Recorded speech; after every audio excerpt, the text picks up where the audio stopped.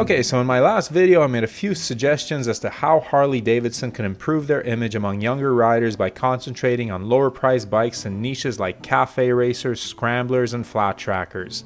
And this approach turned out to be pretty popular in the comments section. I got a whole whack of comments suggesting that Harley hire me as a CEO or a consultant.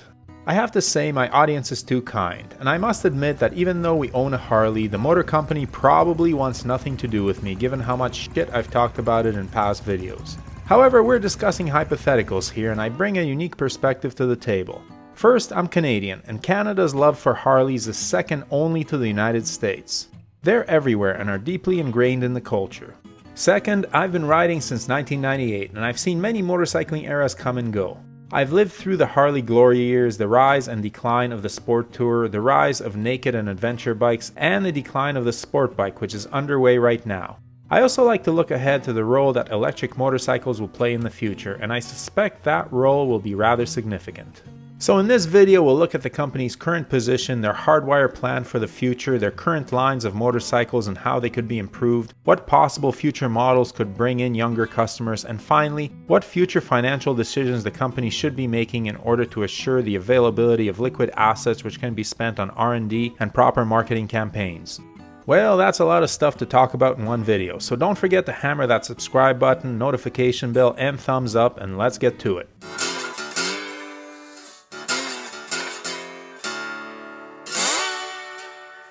Harley Davidson has an army of rabidly loyal customers who love the brand and would ride no other motorcycle. Unfortunately, that army resembles the one Napoleon marched out of Russia after his failed invasion, and they're dropping fast. It's one of the few companies that has managed to build this type of loyalty among its customer base, but price gouging, outdated products, underhanded dealer practices, and a focus on pleasing investors rather than customers has cost the company dearly. While Apple and Tesla have built huge cult followings among young people through brilliant leadership, dedication to innovation, and a clear upward trajectory, Harley Davidson is looking stale, out of touch, and just plain weak. People hold Harley shares for nostalgia or dividends, not because they believe in the company's growth potential or vision. There's no Steve Jobs, no Elon Musk, Willie G is gone, and the company needs to change course if it is to survive. Now, to his credit, Jochen Zeiss has turned what could have been a disaster of a year into not as big a disaster. The company's sales were down, but given the circumstances, that was to be expected. By restructuring the company and drastically cutting costs, Harley Davidson managed to just about break even in 2020. Unfortunately, that was at the cost of laying off staff, pulling out of many international markets, and closing dealerships. So what emerged at the end of 2020 was a leaner and more efficient company with a plan for the future, the Hardwire plan. Under this plan, the company intends to dedicate 70% of its effort to its core customers and its main business model of building cruisers and baggers, 20% to expanding into new segments that offer the best potential for profit. Pretty much the adventure touring segment, my words not theirs, and 10% to long-term growth in segments like the small displacement motorcycle market in China and India, and hopefully to electric bikes, which, like it or not, are the future. Now, my past criticisms have centered around Harley's unwillingness to innovate and their reliance on the cruiser and bagger markets, segments of motorcycling that are shrinking as the boomers age out of riding.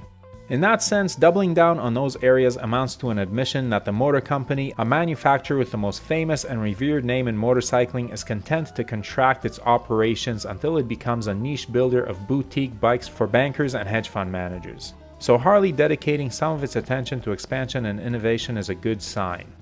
Let's look at the bike side of the equation and come up with the best way for Harley to shore up its lineup. First, the touring bikes. No real changes necessary here. These bikes are Harley's bread and butter. Keep on offering a wide range of bikes at a wide range of prices with a wide range of accessories. The only things I would add are 114s on every touring model and a Stage 1 upgrade standard on these very expensive motorcycles. I would do that as a gesture of goodwill to the OG riders who have carried the brand on their shoulders for all these years, and who have bought bikes with parts on them like exhausts and air filters that the motor company knew full well they would immediately replace with more expensive, higher performance parts from the catalog. This kind of thing creates resentment among many loyal customers. When riders feel like they're being nickel and dimed, they are more likely to go elsewhere. You don't see Ducati or BMW purposely putting subpar parts on their bikes and then charging through the roof to bring up performance to where it should have been in the first place. If including some better air filters and slip-ons raises the price of the motorcycle slightly, although I really don't see why it should, then so be it. But charging a premium for the bike and then a premium for parts that should have been on it in the first place drives customers away. Even if I can afford the parts, I don't like being treated like a fool. The slight loss in profit will be offset when more customers walk in the door because the bikes perform as they should. I would make one additional change to the touring lineup, and that would be to start designing a light high-performance bagger. Harley made the Pan America to compete with the BMW R1250 GS. Why not use the same engine to build a light and nimble bagger to take on the R1250 RT, a bike that shares the GS's engine? The RT is almost the perfect touring bike for the pavement. It weighs a mere 615 pounds, which is 200 pounds less than a typical bagger, and can do everything a bagger can. Because it's so light, it's faster and more nimble than any Harley and has all of the gadgets and comforts of the bigger baggers. If Harley was to build a modern bagger around the Pan America engine, they would bury Indian's Challenger in every facet of performance on the street and in the battle of the baggers, and would also attract younger riders who are interested in sportier bikes. It won't be ready overnight, but Harley R&D needs to begin work on that bike ASAP. Let's move on to the Softails. Same as the touring lineup, Stage 1 kits all around for the same reason. This gets customers in the door and makes them feel like for once the company is putting long-term customer satisfaction ahead of short-term profits. The only other change I would add would be to replace the wheels on the Sport Glide with something more attractive. It's a small thing, but I never liked those. The Sportsters are not long for this world, at least not with the Evo engine they currently have, but there is an air-cooled variable valve timing V-twin in the works that will presumably meet Euro 5 emissions. Perfect. This is the best engine to power the Sportster line, as it will stay true to the spirit and look of the original bike. The Revolution Max is another possibility for a new sporty, but the big rad and dense appearance of this motor is not as good in my opinion. I'll give up some horsepower for the look and sound of the Evo, if this new engine can replicate that. The new motor or the Revolution Max are both good candidates to power a new line of entry-level bikes that would appeal in price and performance to younger riders. Scramblers, Standards, and Cafe racers have been flying out of Ducati, Triumph, and Royal Enfield dealerships and helping those brands build relationships with younger riders. Harley has 750 and 975cc engines as well as this new one. The high-performance custom would fit into this niche. Making simple, good-looking bikes that compete with the Ducati Scramblers, Triumph Bonnevilles, and Royal Enfield 650s and are competitive on price would open Harley up to new demographics and overseas markets. Now, where do you get the money for all of these new bikes? The engines are ready or mostly ready, the frames could be modular and span across models. Harley needs more than just cruisers. Of course, keep those bikes, but add more standard motorcycles and market them aggressively to younger riders like Royal Enfield and Ducati do. Yes, some of the older customers may roll their eyes, but they still have their bikes. And guess what? Those cheesy Ducati ads have sold a ton of Scramblers and made the lineup so popular it has its own separate division within the company. And stop being so politically correct all the time.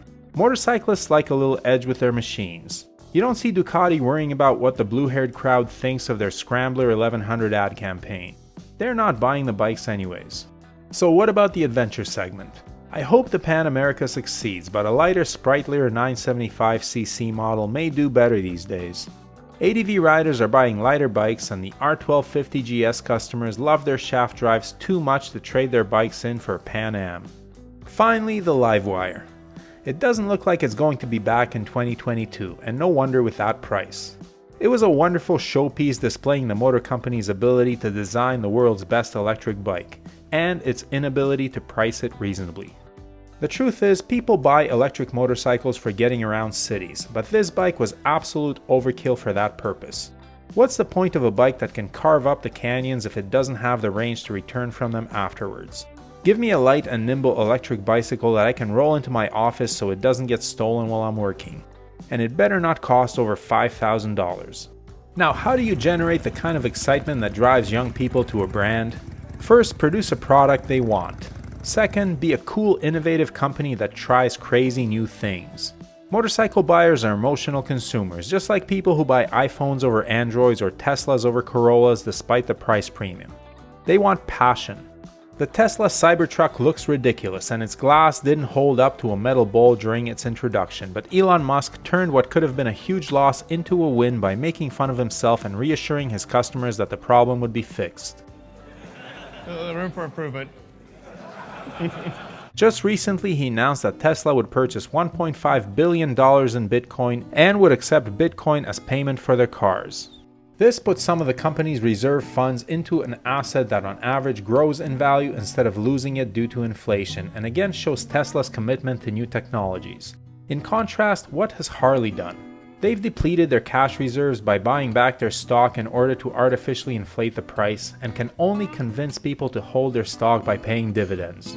If instead they started innovating and selling more bikes, maybe folks would actually want to buy their stock because they'd be excited about its growth potential. Harley could sell back those shares to excited investors and use that money for R&D and new model launches. The truth is that much of the value of a company depends on perception, and the current perception is that Harley is the blockbuster of the two-wheeled world, desperately holding on to a dying business model and failing to pivot to a winning strategy until after it's too late. Quite frankly, if you want buzz, you've got to give the customers more than new paint. So there it is. You're welcome, Harley. My consulting fee is a new Pan America for me and a Street Bob 114 for Brooke. As soon as the border opens, we'll ride those to Milwaukee and meet with the board. Then I'll put on a black turtleneck and deliver the keynote at the Cafe Racer launch. If you'd like to see that, drop your comments below. If you wouldn't like to see that, drop your comments below. Take care and ride safe. If you're interested in any of the gear that Brooke and I wear or use, or the camera equipment we use to film this channel, the links are below. Everything listed there was bought with our own money and we are not sponsored by any company. However, the links below are affiliate links and the channel is paid a small amount for referring you to shop at no additional cost to you. We do not recommend any products that we are not satisfied with ourselves, but we do strongly urge you to do your research and select the correct size for items like helmets and clothing. As always, thanks for watching, your support is greatly appreciated. Please hit that subscribe button, give the video a thumbs up, and leave a comment below. And whatever you ride, enjoy it. Wave at other bikers no matter what they're riding. We're all part of a brotherhood and sisterhood. Keep the rubber side down, shiny side up, and may the spokes be with you.